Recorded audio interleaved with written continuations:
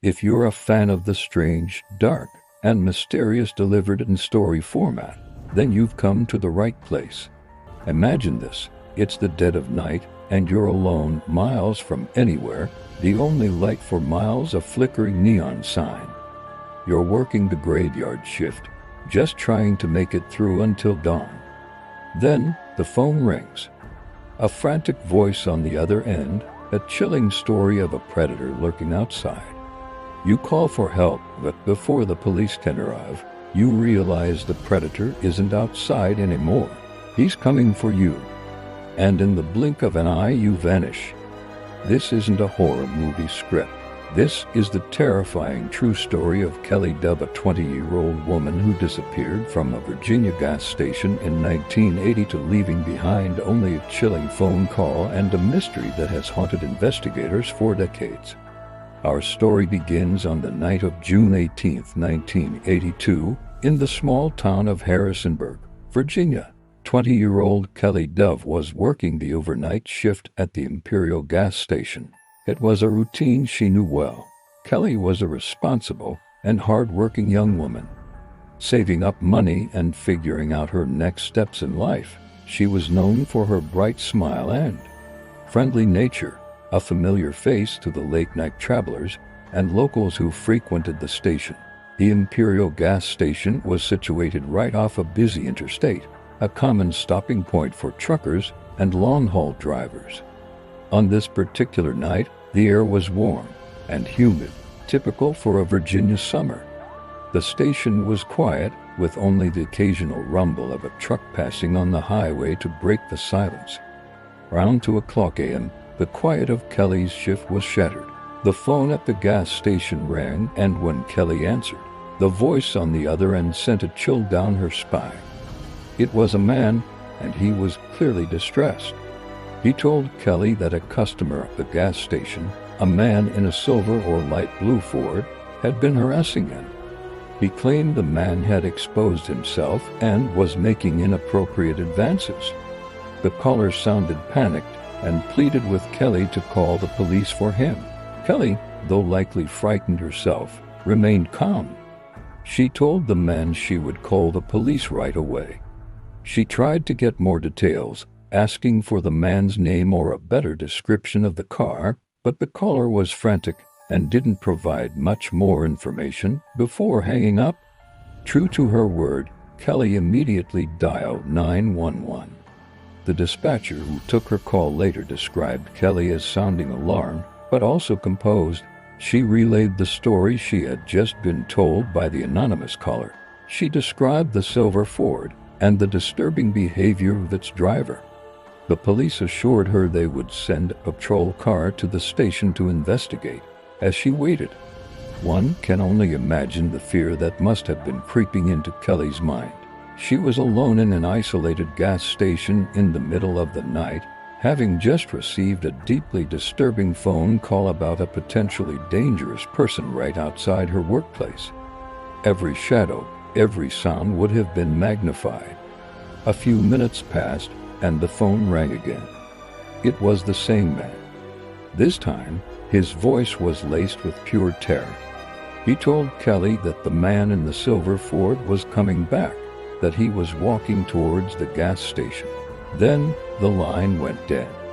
Kelly, now seriously frightened, made a second call to 911. She told the dispatcher that the situation had escalated, that the man was apparently on his way into the station.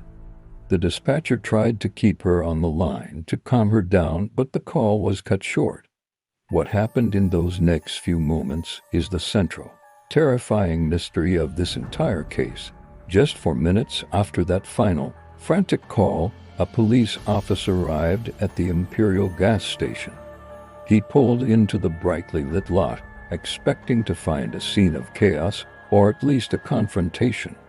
Instead, he found an eerie silence. The station was deserted. The officer walked into the convenience store. The lights were on, the cash register was untouched, and Kelly's purse, containing her wallet and keys, was sitting on the counter. A half-read book lay open beside it. Everything appeared normal, Except for one crucial detail, Kelly Dove was gone. It was as if she had been erased from the scene, vanishing into thin air between her last desperate call for help and the arrival of the police just moments later. The search for Kelly Dove began immediately.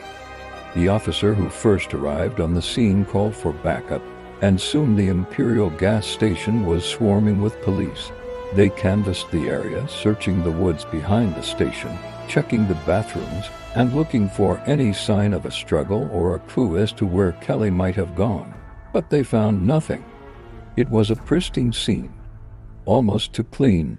The only thing out of place was the absence of the young woman who was supposed to be there. As dawn broke, the investigation widened. Police set up roadblocks and began questioning anyone who might have been in the area overnight. They spoke to truckers, to locals, to anyone who might have seen a silver Ford or a woman matching Kelly's description. But the leads were scarce. No one seemed to have seen anything unusual. The focus of the investigation quickly turned to the mysterious phone calls. Who was the man who called Kelly, and was his story even true? Investigators faced a perplexing puzzle. Was the caller a genuine victim, who was also abducted or harmed? Or was he the perpetrator himself, using a clever ruse to lure Kelly into a vulnerable position or to distract the police? The police traced the calls and discovered they had been made from a payphone at a different gas station, just a mile and a half down the road. This was a crucial piece of information. It meant the caller was not at the Imperial station with Kelly, as he had claimed. This immediately cast suspicion on his story. Why would he lie about his location? Detectives went to the second gas station and examined the payphone. They hoped to find fingerprints or some other physical evidence, but the phone was clean. They interviewed the staff there, but no one remembered seeing anyone suspicious or anyone making a frantic phone call in the middle of the night. The story the caller told became the cornerstone of the entire investigation. He described a man in a silver or light blue Ford. This detail, specific yet common enough to be plausible, sent police on a massive search for vehicles matching that description. They pulled over countless cars, cross-referenced registration databases, and followed up on dozens of tips from the public. The silver Ford became a phantom, a ghost car that seemed to be everywhere and nowhere at once. As the days turned into weeks, the hope of finding Kelly alive began to fade, replaced by a dreadful sense of foreboding. Her family and friends were devastated, unable to comprehend how she could have just disappeared. They described Kelly as a cautious and sensible person, not someone who would willingly go off with a stranger. The idea that she would leave the safety of the store, especially after those frightening calls, seemed completely out of character. This led investigators to consider another horrifying possibility. What if the threat came from inside the store? What if the man the caller described didn't just walk towards the station, but walked right in? The police explored every angle. They looked into Kelly's personal life, searching for anyone who might have held a grudge against her. But they found nothing. She was well-liked, had a steady boyfriend, and no known enemies. The mystery only deepened. Then, a few weeks into the investigation, a new lead emerged that seemed to blow the case wide open. A man came forward to the police with a startling story. He claimed that on the night Kelly disappeared, he had been at the Imperial gas station and had witnessed a disturbing scene. He said he saw a woman matching Kelly's description arguing with a man in the parking lot. He described the man and the car he was driving, and his description matched a local man who was already on the police's radar for other and related crimes. This witness's statement seemed to be the breakthrough everyone was hoping for. It provided a potential suspect and a narrative of what might have happened. The police immediately zeroed in on this local man. He had a criminal record and was known to have a volatile temper. On the surface, he looked like a viable suspect. They brought him in for questioning, and he vehemently denied any involvement. He had an alibi for the night of the disappearance, which, while not airtight, seemed plausible. Investigators grilled him for hours, but his story never changed. They searched his home and his car, looking for any trace of Kelly, any piece of evidence that could link him to the gas station. They found nothing. The witness who had come forward was also brought in for further questioning. As police pressed him for more details, his story began to fall apart. He became inconsistent, changing small but important details of his account. It soon became clear that he had fabricated the entire story, likely seeking attention or perhaps a reward that had been offered for information. This was a crushing blow to the investigation and to Kelly's family. The flicker of hope they had felt was extinguished, and they were thrown back into the darkness of not knowing. The case went cold once again, leaving everyone to wonder what really happened in those 4 minutes. Was the phone call a red herring? Was the silver Ford a phantom conjured up to mislead everyone? And where was Kelly Dove? With the witness's story debunked, investigators were back at square one. They had to reconsider every piece of information they had, starting with the 2 phone calls that initiated the entire nightmare. The profile of the anonymous caller became the central obsession of the case. Was he a victim, a perpetrator, or something else entirely? A theory began to form that the caller was, in fact, the killer. This theory suggested a chilling level of premeditation. The perpetrator could have called from a nearby payphone with a fabricated story to create a distraction. He might have known the police response time, calculating that he had a small window to abduct Kelly after she made the second 911 call. This would explain why the scene was so clean he was in and out before anyone arrived.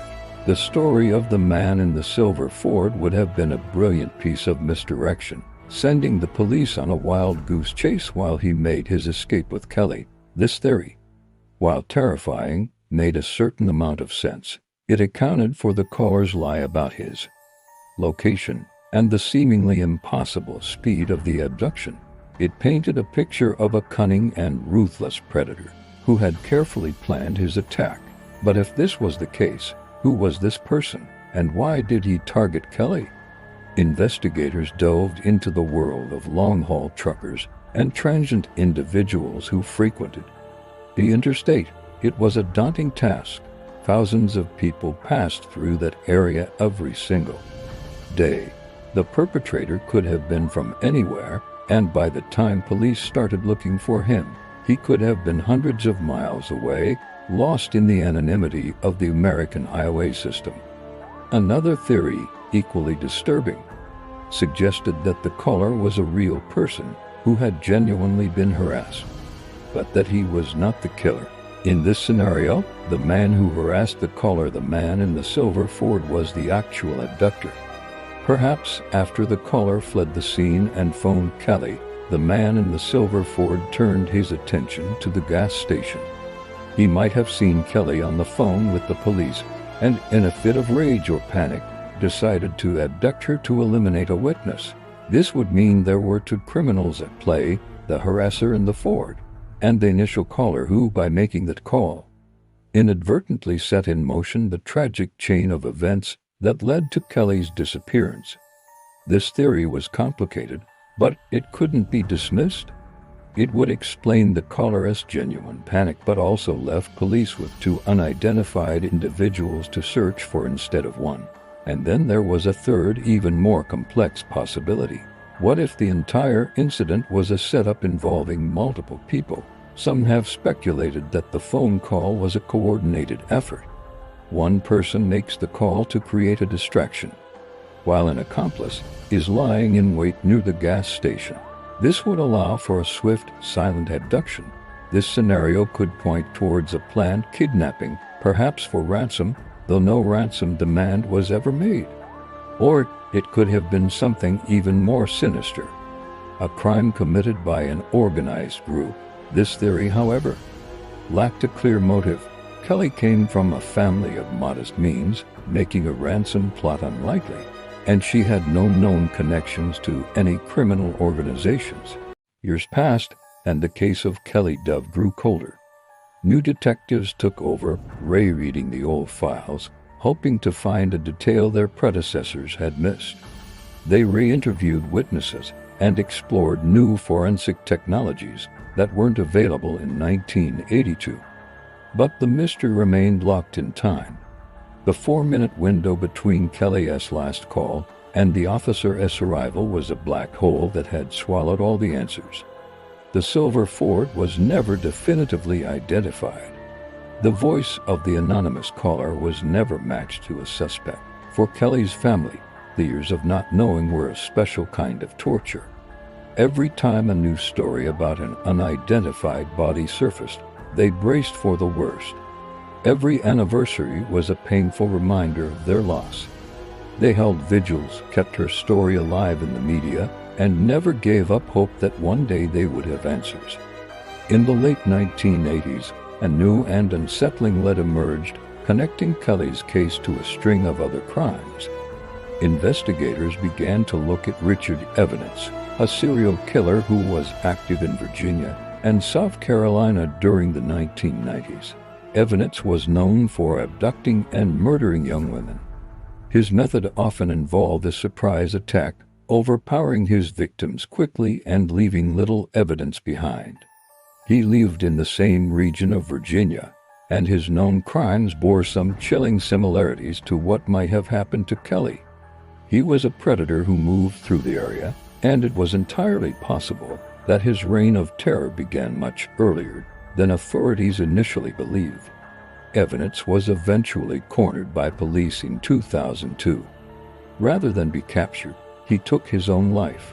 After his death, a search of his home uncovered a trove of evidence linking him to the murders of 3 teenage girls.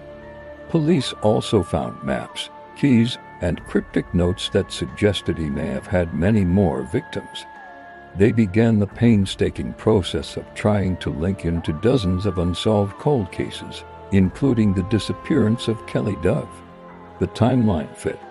In 1982, Evans would have been in his late teens, living in the area. His known patterns of behavior, stalking, surprise attacks, targeting young women were consistent with the theories about Kelly's abduction.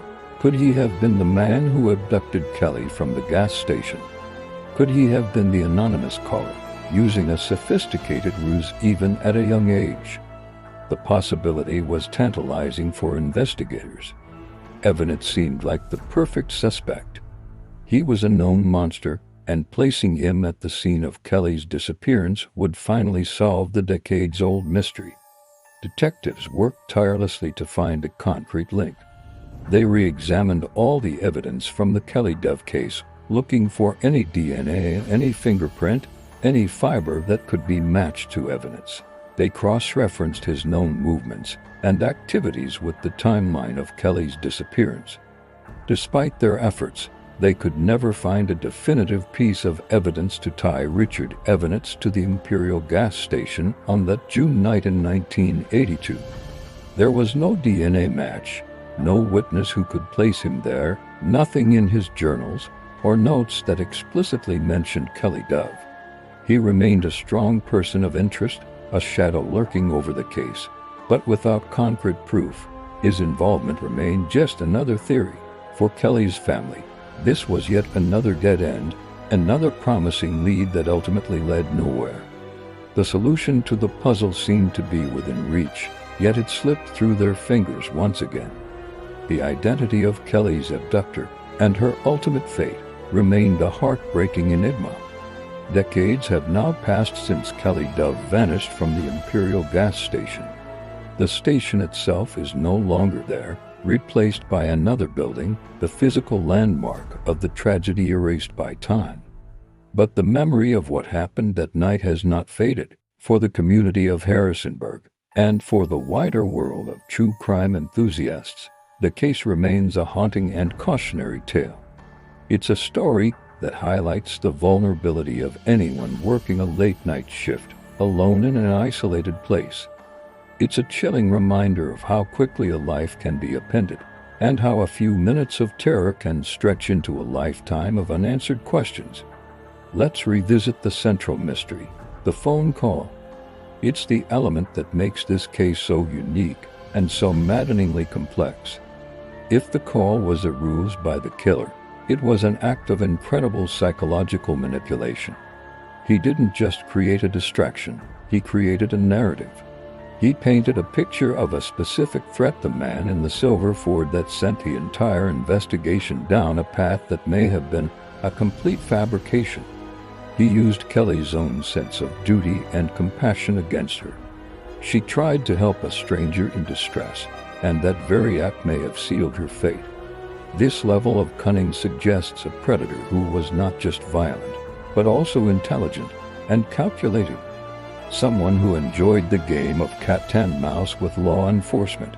If, on the other hand, the caller was a genuine victim, the story becomes a tragedy of errors and unfortunate timing. This unknown man, himself a victim of a crime, tried to do the right thing by reporting it. But in doing so, he inadvertently put Kelly directly in the path of a dangerous individual. He then disappeared from the narrative, either becoming a victim himself or melting back into the night, forever unaware of the catastrophic consequences of his call. This scenario is almost more tragic, as it involves no single mastermind villain, but rather a perfect storm of bad luck and terrible circumstances that conspired against Kelly. The lack of physical evidence has been the single biggest obstacle in this case. In 1982, forensic science was not what it is today. DNA analysis was in its infancy, and the importance of preserving trace evidence was not as well understood. The crime scene, while appearing pristine, might have held microscopic clues that were either overlooked or inadvertently destroyed in the initial hours of the investigation. Today, a single hair or skin cell left behind by the abductor could be enough to identify them, but those opportunities are likely lost to time. This is a common theme in many cold cases from that era. The answers might have been there all along, but we lacked the tools to see them. The psychological toll on Kelly's family is immeasurable. The hope that she might one day walk back through the door slowly gives way to the desperate need for answers, for closure. Her parents passed away without ever knowing what happened to their daughter. Her other relatives and friends have grown old with this mystery hanging over their lives. They have been forced to live in a state of suspended grief, unable to fully mourn because they don't have a final resting place for Kelly, or even a confirmation of her fate. This is the hidden cruelty of a disappearance case. It's a wound that never heals. In recent years, the case has been kept alive by online communities and true crime podcasts. Amateur sleuths pore over the case files, debating the different theories. Was it the serial killer Richard Evans? Was it a trucker just passing through? Was it someone local, hiding in plain sight for all these years? Some have even proposed that the initial caller was a woman, disguising her voice. Though the motive for this is unclear, the internet has become a digital repository for the facts and theories surrounding Kelly's disappearance, ensuring that she is not forgotten. These communities also serve as a source of pressure on law enforcement to keep the case active, to apply new technologies, and to never stop looking for answers. One of the most enduring legacies of the Kelly Dev case is the changes it prompted in workplace safety. After her disappearance, many businesses, especially those operating 24/7s, reevaluated their policies for overnight workers. More companies implemented rules requiring clerks to be on duty during late-night shifts. Others installed panic buttons, improved lighting, and added security cameras. In a tragic way, Kelly's story may have saved the lives of others by highlighting the dangers of working alone at night. It's a small, cold comfort, but it's a testament to the impact her story had. So where does the case stand today officially? It remains open but cold. The Harrisonburg Police Department still considers it an active investigation. Every few years, a new detective is assigned the file, bringing a fresh perspective. They hope that with the advancement of genetic genealogy, they might one day be able to identify the killer if any trace DNA evidence from the scene was preserved. Or perhaps someone who has held a secret for decades will finally come forward, their conscience weighing on them after all this time. It's possible that someone out there knows exactly what happened to Cully Dove. A friend, a spouse, or a family member of the killer might have seen something, heard something, or harbored a dark suspicion for years. The story of Cully Dove is a puzzle with too many missing pieces. We have the frame, the gas station, the phone calls, the 4-minute window, but the picture inside is blank. All we are left with is speculation and the haunting echo of a young woman's voice, trying to do the right thing in the final moments before she disappeared forever. The silver Ford, the frantic caller, the man walking towards the store. These are the ghosts that populate this story, phantoms that have eluded capture for 4 decades. The truth is out there, perhaps buried in a shallow grave in the Virginia woods, or locked away in the memory of a killer who may now be an old man, or may himself be long gone. Until that truth is found, the mystery of what happened to Cully Dove will continue to be told, a chilling campfire story that happens to be horrifyingly true. Thank you for joining me for this story. The case of Cully Dove is a powerful reminder to always be aware of your surroundings and to trust your instincts. If you found this story compelling, please consider liking this video and subscribing to the channel for more content about the strange, dark, and mysterious. Every bit of support helps these stories reach a wider audience and keeps the memories of people like Cully Dove alive. Stay safe out there, and I'll see you in the next one.